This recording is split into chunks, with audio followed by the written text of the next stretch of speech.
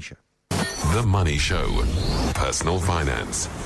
It's interesting, Warren Ingram from Galileo Capital is just talking to Ian Kirk, how people, when they get a little bit unsettled and when investment markets start teetering a bit and when the currency volatility, we've got the stronger currency, and suddenly the world's harder to explain, they start moving money out of shares and they start putting it into money markets and they start putting it into interest-bearing investments. Because for the last 2 years, had you done that, you would have done better than investing in shares. In fact, over 3 years now. And it's hard to criticize that sort of thinking because shares have given you nothing for 3 years. Oh boy, I better put some money in. At least I get some interest. And that's what people do. And I think for retirees, they feel this a lot more than everybody else because their costs are going up and there's no other way of raising income. They rely purely on investment income. And as you say, it's going nowhere and it's going at a rate that's either tracking or just below inflation. So it is a heck of an issue for them to deal with, and I think people develop a sort of an inertia, and they start to just kind of just look for a safe haven. And I'm surprised that we haven't seen more big product providers offering guaranteed products because that's usually a great sign to tell you that markets are about to turn. So I'm desperately waiting for them to start selling those. Mm-hmm. But yeah, at the moment there's nothing. Now, tell me about human nature and why we are so bad at making big decisions, especially when it comes to money. And I think there's some people who are very disciplined and they're very organized and they understand financial markets and they're able to make decisions quite quickly. But the vast majority of us Muppets, hand up, will postpone, delay, prevaricate, delay some more, miss out on an opportunity, panic, not do anything, and we procrastinate our way into poverty. And really interesting that there are a range of reasons, and I think it's across education. So it's not just as if it's uneducated or highly educated people. Everybody does it across the genders, and I think there are a range of different reasons. So to me, always when people are in unfamiliar territory, they tend to avoid the unfamiliar territory. So for most people, investments are overly complicated and they don't really know what's going to happen, what's going to drive their investments in any direction. And so they tend to stall. And they'll find very good reasons as to why they can't invest now or why they need to do something else with the money first. And then they'll make a plan. It's so interesting. I'm just going to go back to where I remember the figures more specifically. But up until the financial crisis of 2008, and the JSE had rallied to these monumental levels of about 36,000 and people were piling into the market, and then there was the big sell-off and the market collapsed to 17,000. There were people who were too scared to invest close to 36,000 who said, I must wait for this market to pull back. And then it did. It almost halved in value. And then they said, there's no way I'm putting money into this market. It's much too dangerous. And the JSE then rallied all the way up to 55,000 and it's now sitting just north of 50, so 10% below its peak. And again, people will be saying, I can't put money into this market. I was happy. I was more excited when it was at record levels, but now it's 10% cheaper. I'm not going anywhere near this thing. You're crazy. And that's how we are wired, I suspect. Yeah, that's true. It is human nature. And I think it's probably, along with the need for instant gratification, it's probably this procrastination issue, one of the two very big reasons why only 5 out of every 100 people actually can retire comfortably, can retire financially independent. And it's a number that we've talked about before. And it just, I'd love to put 100 people in a room and just show that in real terms. I think it's an astonishing. I mean, you put 100 people in the room and say, "Are you ready to retire?" How many would honestly be able to answer the question? Would be my first thing. Do people really have an understanding of their financial affairs? No. And because we live in denial, we kind of. I swear, I've just got some expenses this year. School fees are really hectic and one of the kids has been sick and we added a bathroom. We really needed that. And I will start next year and I will add more next year and I'll even add 10% more because next year comes. I'll do it later. It's been a tough year. Geez, like the kids need a holiday, and we have to go to Zanzibar. But I swear next year.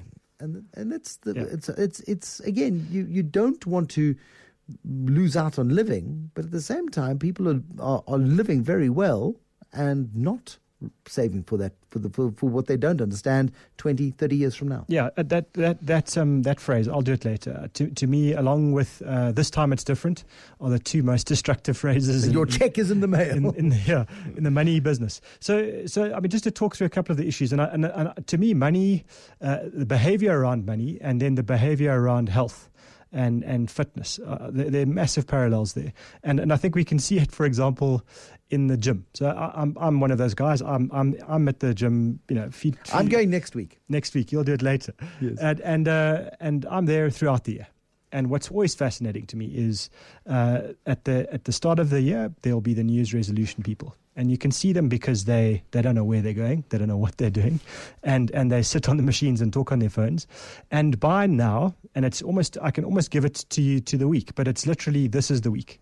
You can go to those gyms, and the gyms are at half capacity because all of the New Year's resolutions people, bar one or two that have managed to change behavior, are staying at home because it's starting to get a bit darker in the mornings, and they can find other reasons. And it's the same in the money business. If you look at, you have conversations about retirement saving, you will get great interest from people in the month before the contributions to retirement annuities close. In other words, the end of the tax year. That's the opportunity. So now there's an event, and then you'll get enormous focus from people, especially the week before, because that's about the last opportunity they can get to do it.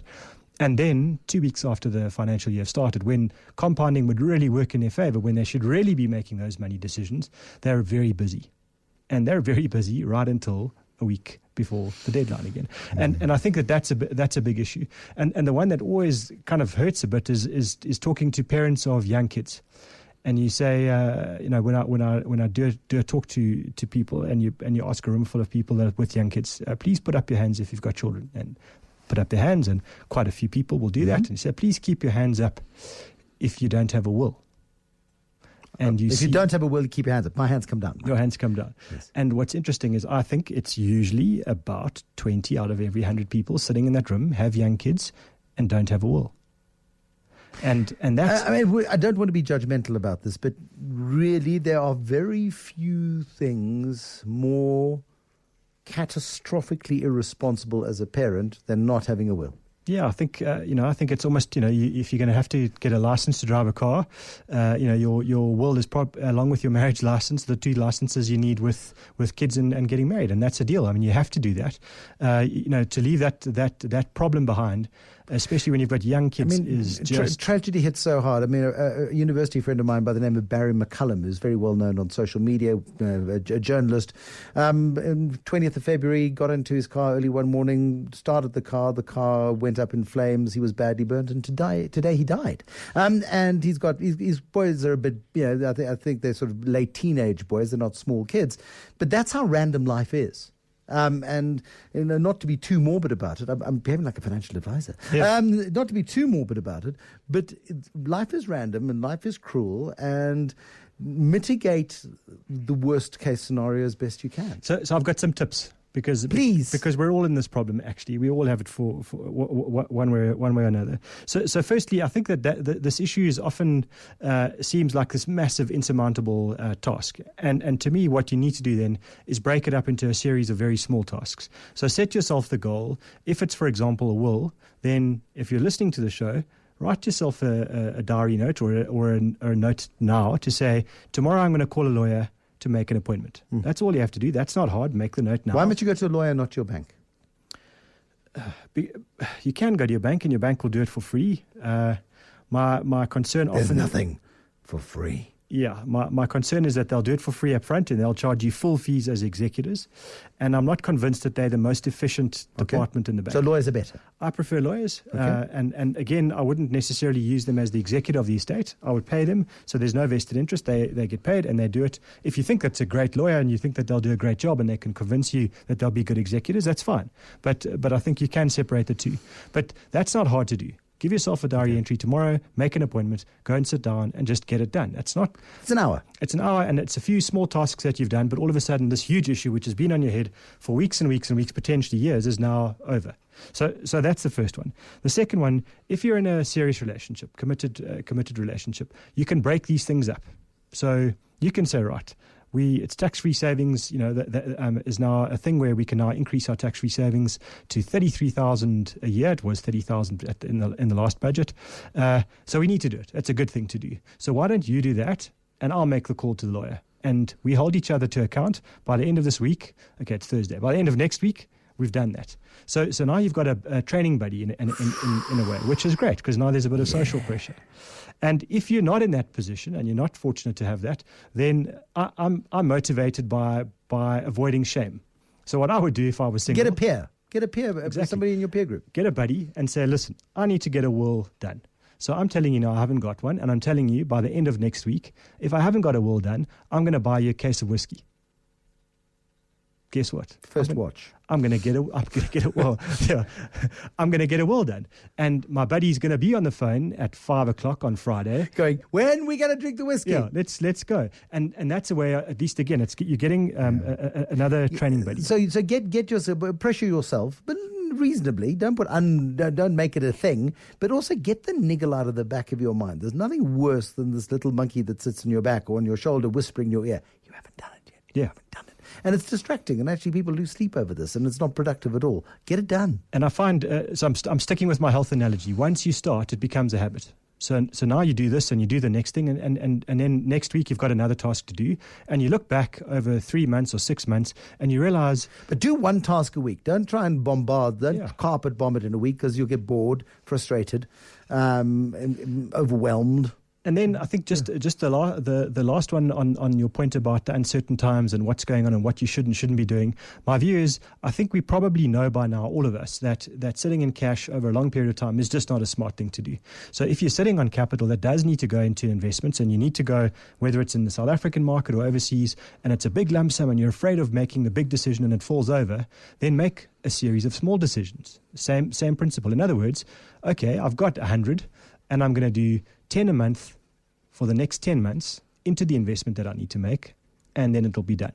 And yes, the market will go up and it'll go down and the rand will be volatile, but at least then I'm not going to be investing just before or it would be ideal to invest just after a crash, but at least you won't be investing just before, because you'll have spread that decision out. And to me, that helps get that uncertainty out of the decision-making process. But there's nothing worse than sort of staggering investments and watching the market go up every month as you staggering your investment into a rising market. It's okay staggering investment into a falling market, but boy, it's depressing, because you think, if I put it all in on day one, I'd be getting all this growth on all the money. That's cool, though. I'm happy with that because something's growing, and at the same time, when the markets are falling, I just keep telling myself, well, at least I'm buying it at better value as it's going down. And I think you buy certainty with a strategy like that, and that's what we're all looking for. Now we've got certainty. Now we can make the decision. So then my question ultimately would be, so what are the other excuses? Because there are none. You haven't got any more. Take action. Just get it done. Fine.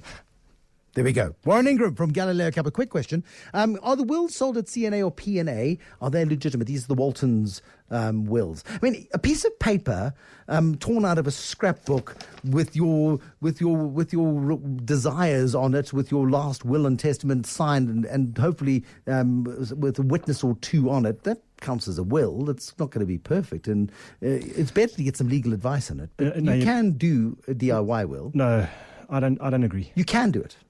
Well, you can do anything. It's legit. I don't know about that. So you definitely need two witnesses, yes. and those witnesses can't be people who are going to benefit from the will. So there's actually, this is not a simple deal. And I would say, science of the will, Tikiso, Lififi, science of the will, please. Let's do a science of the will. Let's get somebody who's not boring. Okay, this might take a while to set up, but we'll do science of the will. Good idea, Warren. You should produce the show sometimes. Warren Ingram. Do my best. From Galileo Capital.